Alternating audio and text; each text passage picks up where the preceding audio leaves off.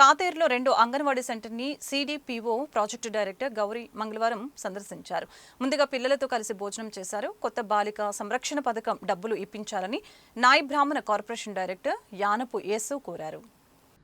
ఈ సందర్భంగా స్టేట్ నాయ్ బ్రాహ్మణ కార్పొరేషన్ డైరెక్టర్ యానపు యేసు ఆమెను కలుసుకుని కొత్త బాలిక సంరక్షణ పథకం 2005లో అప్పటి ప్రభుత్వం ప్రవేశపెట్టిన 2 ఆడపిల్లలకి 60,000 రూపాయలు, ఒక ఆడపిల్లకి ₹1,00,000 డిపాజిట్ చేసి 18 సంవత్సరాలు పూర్తయిన తర్వాత వస్తాయని చెప్పారని ప్రస్తావించారు. అయితే ప్రభుత్వం ఇచ్చిన ఎల్ఐసి బాండ్లు మెచ్యూరిటీ సమయం దాటిపోయి 2 ఏళ్లు అవుతున్నా ఎలాంటి డబ్బులు అందలేదని పేర్కొన్నారు. ఈ విషయాన్ని ప్రభుత్వం దృష్టికి తీసుకువెళ్తామని సిడిపిఓ గౌరీ తెలిపారు. అంగన్వాడీ సూపర్వైజర్ సింహాచలం, టీచర్ సరస్వతి, ఆయా పూర్ణిమ, బలగం కిరణ్, కండెల్లా సురేష్ తదితరులు పాల్గొన్నారు. నమస్తే అండి, నేను ఐసిడిఎస్ సిడిపోని రాజానగరం.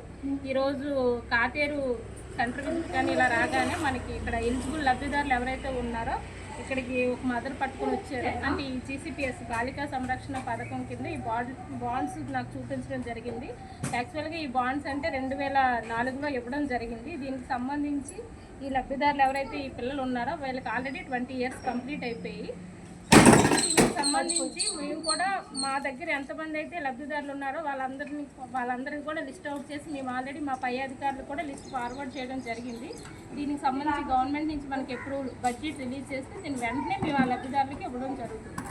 Thank you. మేము పరిశీలించడానికి వెళ్ళాం. ఇలా అధికారులు కూడా రావడం ఇది మంచి పరిణామం. ఇది ఇలా ప్రతి అంగన్వాడీ స్కూల్ కూడా మేడం గారు ఇలాగే విస్తారిస్తూ ప్రజలకి, పిల్లలకు అలాగే అనేకమైన ఇబ్బందులు ఉంటే తక్షణమే అవి పరిశీలించాలని చెప్పి మేము కూడా కోరడం జరుగుతుంది మేడం గారిని. మంచి వాతావరణంలో మేము మాట్లాడినందుకు మా ఏరియా రావడం మాకు చాలా గర్వకారణంగా ఉంది. చాలా సంతోషం మేడం గారు, గౌరీ గారు.